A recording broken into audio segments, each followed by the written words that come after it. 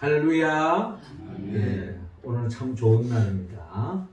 하나님은 항상 우리가 드리는 예배를 가장 크게 기뻐하십니다. 하나님께는 영광이요, 우리 모두에게는 하나님의 은혜와 은총을 충만히 받아서 한 주간도 우리 일상 속에서 천국을 침노하며 하나님의 나라의 복을 누리며 전파하며 살아가는 우리 모두가 되기를 주의 이름으로 축원합니다. 스피커스 수수께끼가 있습니다. 그 수수께끼 내용은 이렇습니다. 아침에는 네 발로 걷고, 점심 때에는 두 발로 걷고, 저녁 때에는 세 발로 걷는 게 무엇일까 하는 질문입니다. 이 스핑크스의 이 수수께끼를 답한 사람이 있는데 그게 바로 오디푸스입니다. 오디푸스는 아침에 네 발, 점심에 두 발, 저녁에 세 발을 걷는 것은 사람이다 라고 정답을 이야기했던 것입니다. 그렇습니다. 우리 사람은요, 어릴 때는 네 발로 걷지 않습니까? 특별히 어릴 때는 부모의 도움이 없이는 우리가 생존할 수가 없습니다. 젖을 물려주고, 또 기저귀를 갈아주고, 또 추울 때는 품어주고, 더울 때는 또 부채로 붙여주고, 이처럼 부모님의 그 누군가의 도움이 없이는 스스로 힘으로는 도저히 살 수 없는 것이 바로 사람이라는 것입니다. 그런데 이 사람이 어느덧 성장하고 또 성숙하여 결국 청년이 되었을 때는 마치 자기 힘으로 뭐든지 다 할 수 있을 것 같은 그런 생각에 접어듭니다. 그래서 그 누구의 도움도 필요 없다. 내 힘으로, 내 능력으로 이 세상에 못할 게 없다. 나의 사전에 불가능이란 없다. 내 힘으로 모든 것을 다 할 수 있을 듯한, 그래서 동서남북 어디든지 자기가 원하는 것 다 갈 수 있는 그런 젊을 때가 있습니다. 그러나 그때도 오래가지 않습니다. 어느 때가 되어지면 나이가 점점 먹어가면 결국에는 이빨도 빠지고 흰머리도 생기고 등도 굽어지고, 결국 지팡이를 의지하지 않고는 자기의 삶을 의지할 수 없는, 지탱할 수 없는 또 그런 상황에 접어드는 것이 우리 사람의 모습이요, 인생길이다 하는 것을 우리는 부인할 사람은 아무도 없을 것입니다. 그렇습니다. 젊을 때는 내 힘으로 모든 것을 다 할 수 있을 것 같지만 나이가 들면 마치 어린아이 때와 같이 누군가의 또 하나에 부추겨주고 붙잡아주고 도와주지 않으면 내 스스로 힘으로 지탱하기에는 한계가 있다는 것입니다. 사람은 신이 아닙니다. 신은 스스로 존재하는 자죠. 성경의 하나님은 스스로 존재하는 자라고 말합니다. 사람은 결코 스스로 존재하는 자로, 누군가의 도움이 없이는 스스로 지탱할 수 없는 피조물이라는 것입니다. 그래서 성경은 사람을 양으로 비유하고 있습니다. 양은 시력도 나쁩니다. 양은 사자처럼 힘센 그런 힘도 없고 또 강한 이빨을, 발톱을 가지지도 않았습니다. 그리고 양은 또한 황소처럼 뿔을 가지지도 않았어요. 그런다고 해서 토끼처럼 빠르게 도망을 가서 맹수의 유혹으로부터 벗어날 수 있는 것도 아닙니다. 양은 의존적인 존재고 목자의 도움이 없이는 그 삶을 지탱하기가 참으로 힘든 것이 양이듯이 우리 사람도 마찬가지입니다. 한때는 다 자기 나름대로 자기 잘난 체 하며 살아가고 자기 힘을 의지하고 살아가는 것 같지만 정말 본질적인 문제에 있어서 또 궁극적인 문제에 있어서 하나님이 도와주지 않으면 우리 스스로 지탱할 수 없는 거예요. 그래서 시편 기자는 여호와는 나의 목자시니 내게 부족함이 없다. 하나님을 나의 목자로 삼고 살아갈 때에 푸른 초장 쉴 만한 물가로 인도함을 받고 때로는 사망의 엄청난 골짜기로 다닌다 할지라도 거기에 불안해하고 염려하지 않는 것은 주님이 함께 하시며 그 과정을 통과한 후에는 내 잔이 넘치나이다 하는 고백이 절로 나온다는 것입니다. 우리의 삶 또한 하나님의 도우심이 없이는 그런 고백이 나올 수 없다는 거죠. 그래서 오늘 주님은 요한복음 14장을 통하여 예수님은 이제 십자가를 코앞에 두고 한마디로 육신의 죽음이 코앞에 두고 있는 시점에 제자들과 이별을 앞두고 오늘 본문의 말씀이 지난주에 이어서 계속하고 있는 것입니다. 한마디로 주님은 육신의 몸은 너희들과 떨어질지 모르지만 그러나 나는 너희와 함께 하겠다라고 하는 위로의 말씀을 들려주고 있는 것입니다. 특별히 예수님께서 십자가에 못 박혀 죽을 즈음에 제자들은 다 주님을 부인하고 배반하고 다 도망가 버렸잖아요. 그리고 난 뒤에 그들이 다시 부활의 주님을 만났을 때 아마도 주님은 십자가에 못 박혀 죽기 전에 오늘 요한복음 14장의 본문의 말씀을 다시 한 번 더 되새겨 주었을 거예요. 그때는 다 근성으로 들은 것 같습니다. 부활의 주님은 이제 50일 동안 제자들과 함께하고 성천을 앞두고 제자들에게 다시 한 번 더 당부하는 겁니다. 내 눈에 내가 보이지 않는다 할지라도 거기에 염려하거나 두려워하지 말고 주님이 함께 해주시겠다고 하는 약속의 말씀입니다. 그러면 주님이 눈에 보이지는 않지만 또 다른 보혜사를 통해서 내가 너희를 도와주겠다. 어떤 식으로 도와주느냐? 오늘 성경의 본문을 통하여 그 도와주는 길을 가르쳐 주고 있는데 특별히 오늘 본문 16절 17절 통하여 진리의 영으로 도와준다고 말씀합니다. 16절 17절 우리 같이 한번 읽어볼까요? 시작. 내가 아버지께 구하겠으니 그가 또 다른 보혜사를 너희에게 주사 영원토록 너희와 함께 있게 하리니 그는 진리의 영이라. 세상은 능히 그를 받지 못하나니 이는 그를 보지도 못하고 알지도 못하느니라.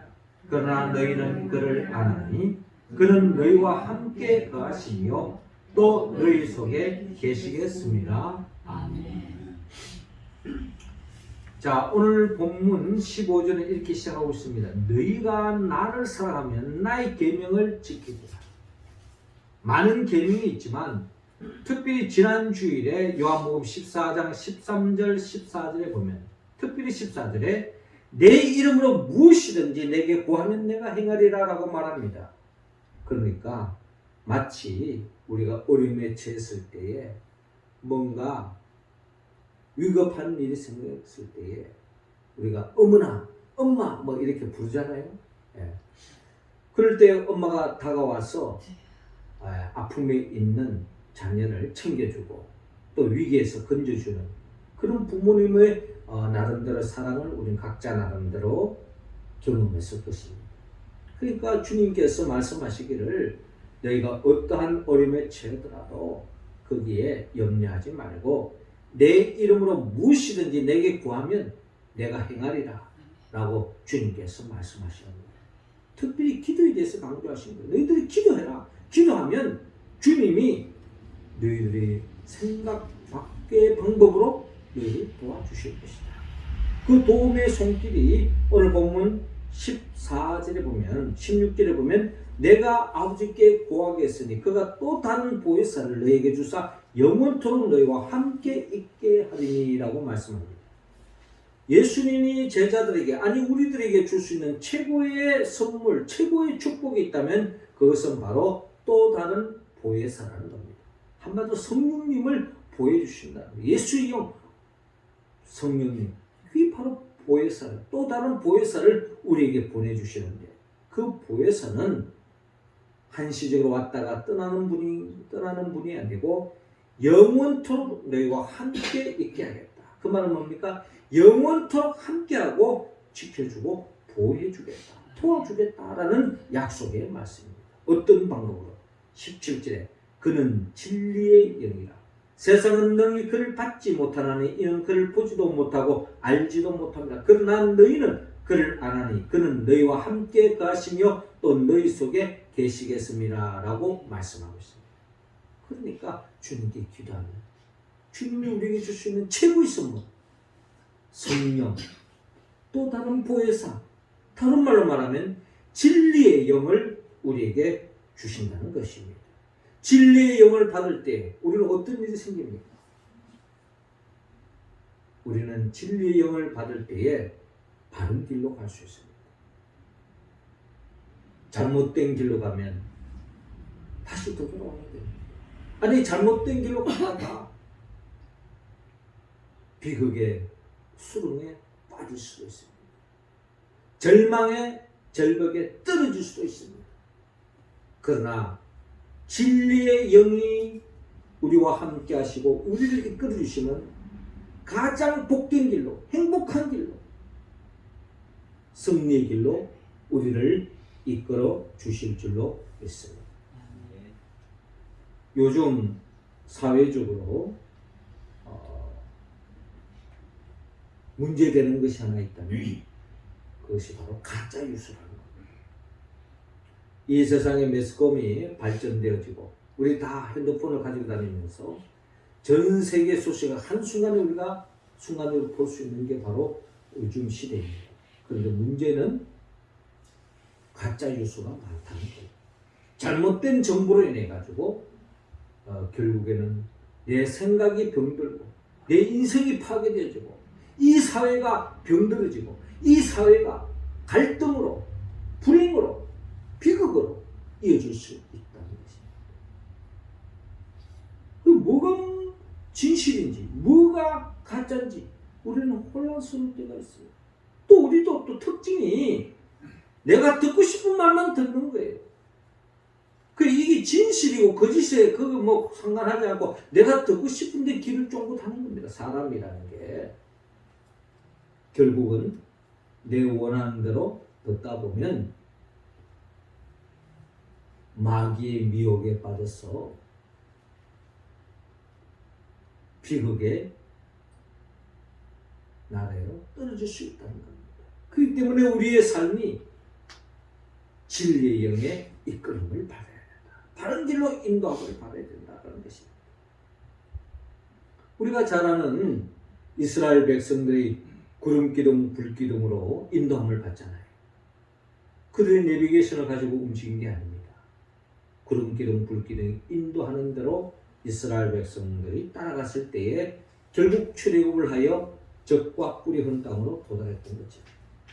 우리가 이 폐역한 시대에 미혹의 영이 만무하는 이 시대 속에 미혹의 영에 빠지지 않고 진리에 가고 진리의 영, 보혜사 성령님이 우리를 이끌어 주실 때에 우리는 이 폐역한 세대 속에서 미혹당하지 않고 마귀의 밥이 되지 않고 결국 최후의 승리의 길로 나아갈 줄 믿습니다. 어떤 자들에게 주님께 기도할 때 주님이 우리에게 진리의 영을 주시고 진리의 영에 이끌림 받으면 가장 복된 길로 인도함을 받는다. 두 번째로 그 성령은 위로의 영이라고 오늘 본문 18절을 통하여 말씀합니다. 함께 했습니다. 시작. 내가 너희를 고와 같이 버려두지 아니하고 너희에게로 오리라. 아멘. 내가 너희를 고와 같이 버려두지 아니하고 너희에게로 오리라.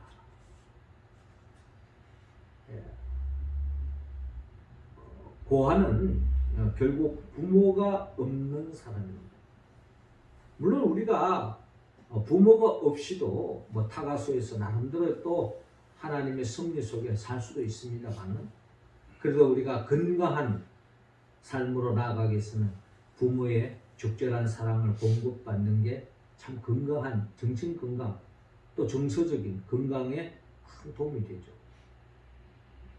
근데 주님께서 내가 너희를 고와 같이 버려두지 아니하고 너희에게로 오리라 하는 이 말씀은 내가 너희를 도와주겠다 하는 위로의 말씀, 그 힘을 주는 말씀으로 우리는 들을 수 있습니다. 아닌 게 아니라 이스라엘 백성들에게 하나님께서 구름기둥 불기둥의 역할이 그저 애굽에서 가나안 땅으로 가는 길만 인도해 준 것이 아닙니다. 그 구름기둥 불기둥은 낮에는 구름기둥, 밤에는 불기둥이 되는 거죠. 제가 성지순례 갔을 때 시내산에 올라갈 때는 밤중에 파카를 입었어요. 낮에는 반팔을 입습니다. 반바지에 반팔 슬리퍼 끌고 다니다가 밤이 되어지면 파카를 입어야만이 밤을 보낼 수 있어요. 그 정도로 낮과 밤의 기온 차이가 엄청납니다.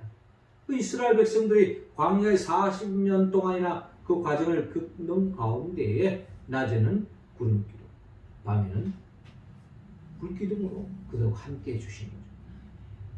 주의 성령이 우리와 함께 하실 때, 우리가 영적으로 추울 때 우리를 품어주신 거예요. 그리고 우리가 더울 때 시원하게 해주신다는 거예요.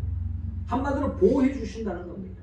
어떠한 상황 속에서도 우리를 지켜주시고 위로해 주시고 격려해 주시고 힘을 돋구어 주신다는 겁니다. 이 위로의 영이 우리와 함께 할 때에 우리는 어떠한 어려움, 위기도 극복할 수 있다. 역사상 가장 뛰어난 업적을 남긴 사람 중에 우리는 레오나르도 다빈치를 이야기하지 않을 수 없습니다. 이분은 우리가 잘 아는 것처럼 모나리자를 그렸고, 또 우리가 잘 아는 최후의 만찬도 레오나르도 다빈치의 작품입니다. 그런 예술 분야뿐만 아니라 과학적인 분야에서도 전 세계에 우리의 큰 영감을 주고 또 엄청난 그와 같은 뛰어난 인물로서 레오나르도 다빈치를 이야기할 수 있습니다. 근데 이 레오나르도 다빈치는 어릴 때 일찍이 부모를 세상을 떠나고 고아로 자랐습니다. 그런데 이 레오나르도 다빈치는 고아로 자라면서 엄청난 친구로부터, 사람들로부터 곱지 않는 시선 속에서 때로는 놀림을 받고 외로운 나날을 보냈지만, 그럼에도 불구하고 이 레오나르도 다빈치가 그 어려움 속에서도 그가 건강한 삶을 살고 세계적으로 재능을 떨칠 수 있었던 유일한 비결이 하나 있다면 그것은 바로 그의 할머니가 그와 함께 했다는 겁니다. 할머니는 이 레오나르도 다빈치에 대해서 특별한 이야기를 하지 않았어요. 늘 하는 말이 너는 무엇이든지 할 수 있어. 할머니는 너를 믿는다. 이 두 마디밖에 없어. 너는 뭐든지 할 수 있어. 남들로 따돌림 받고, 남들로부터 놀림을 당하고, 남들로부터 손가락질을 당하고, 부모가 없다고 놀림을 당한다 해서 그거 기죽지 마라. 너는 뭐든지 할 수 있어. 그럼 나는 너를 믿는다. 이 말 한마디에 이 레오나르도 다빈치는 용기를 잊지 않고 그의 재능을 개발하여 세계적인 업적을 남기는 그와 같은 존재로 설 수 있다는 것입니다. 우리도 이 세상을 살아갈 때에 마귀는 끊임없이 우리의 참소자로서 다가와서 우리를 저주하고 우리를 향하여 자존감을 깨트리고 우리를 불안케 하고 우리 자신을 향하여 별볼 없는 존재로 죄인으로 취급합니다. 그러나 주님은 우리의 중보자가 되셔서 우리를 격려해 주시고 위로해 주시고 새 힘을 불어주시는 것이 바로 우리 주님입니다. 그래서 내가 너희를 고와 같이 버려두지 아니하고 너희에게로 오리라.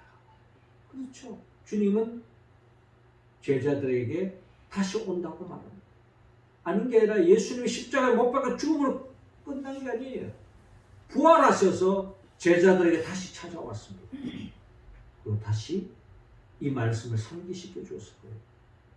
그러면서 주님이 또 하신 말씀이시죠? 어떤 식으로 또 주님이 다시 또 찾아왔습니까? 보혜사 성령을 통해서 마가의 다락방에서 그들이 기도할 때 예수의 영 보혜사 성령이 그들에게 임재할 때 그들은 더 이상 두려워하지 않았습니다. 이 세상을 두려워하지 않았어요. 아니, 세상이 두려워하는 존재로 바뀌어버렸다는 겁니다. 이게 바로 제자들의 모습이에요. 그 이후로부터 부활의 주님을 만나고부터는 뒤에부터는 더 이상 이 세상 그 어떠한 위협에 흔들리지 않고 담대하게 복음 들고 순교까지 감수하면서까지 하나님의 나라를 위하여 하나님의 영광을 살았던 제자들을 바라볼 수 있습니다. 그것은 바로 성령님이 함께 하셨기 때문에. 그리고 또 주님은 성찬하기 전에 하신 말씀이 있죠. 장차 내가 재림하여 오실 것이다. 그렇습니다. 주님은 한시적으로 우리와 있는 것이 아닙니다. 영원히 지금도 앞으로도 영원히 우리와 함께하고 계심을 여러분 믿으시기 바랍니다. 마지막 세 번째로 예수는 성령을 통해서 우리와 도와주시는데 그 성령은 진리의 영이요 위로의 영이며 또 오늘 본문 20절을 통하여 일치의 영으로 역사한다고 말씀합니다. 20절 말씀 우리 같이 한번 봅시다. 시작. 그날에는 내가 아버지 안에 너희가 내 안에 내가 너희 안에 있는 것을 너희가 알리라. 아멘. 예, 성령님의 역사는 일치하게 합니다. 오늘 본문 20절에 그날에는 내가 아버지 안에 너희가 내 안에 내가 너희 안에 있는 것을 너희가 알리라. 주님이 하나님과 하나 있듯이 우리 또한 주님과 하나님과 하나가 되는 역사가 일어납니다. 이 영을 받은 사람은 어떤 일이 생기는 거 아니? 교회 공동체를 하나된 교회 공동체를 지켜나갑니다. 그리고 하나됨을, 일치함을, 연합함을 지향하는 삶으로 바뀐다. 어느 가정에 아버님이 연세가 들어서 임종하기 이르렀습니다. 그런데 자녀들을 볼 때마다 걱정이 있는 거예요. 왜? 자녀들이 만날 때마다 서로 치고받고 싸우는 겁니다. 이를 본 아버지가 아들들을 불러놓고 마지막으로 하는 말이 그들에게 사리 빗자를 하나 가져오라 합니다. 그 사리나무를 풀어서 사리 하나씩 지어주면서 한번 붙들어 보는 거예요. 뭐 사리나무 이거 뭐 쉽게 붙을 수 있잖아요. 근데 그것을 모아다가 다발로 만들어서 아들들에게 첫째부터 부러뜨려 보라고 합니다. 하나는 쉽게 부러뜨릴 수 있지만 다발로 된 그 쌀이나무는 쉽게 부러지지 않는 겁니다. 그러면서 하시는 말씀, 너희들이 이 흠난한 세상을 이길 수 있는 방법은 너희들이 힘을 모아야 된다. 마음을 하나 해야 된다. 일치해야 된다. 연합해야 된다. 그때만이 이 흠난한 세상을 이길 수 있고 행복한 삶으로 나아갈 수 있다. 그렇습니다. 마귀의 영은 분열의 영입니다. 끊임없이 우리를 갈등케 하고 시기 질투하게 하고 서로 갈라지게 하고 마음을 나뉘게 하고 결국 절망케 하고 마귀의 밥이 되게 하는 것이 마귀의 역사입니다. 그것이 교회 속에, 가정 속에, 이 사회 속에, 이 역사 속에 마귀는 지금도 역사한다는 겁니다. 그렇기 때문에 진리의 영 성령이 함께할 때, 그 영이 함께할 때 우리를 위로해 주실 뿐만 아니라 우리를 일치케 하는 거예요. 하나됨을 이루게 하는 겁니다.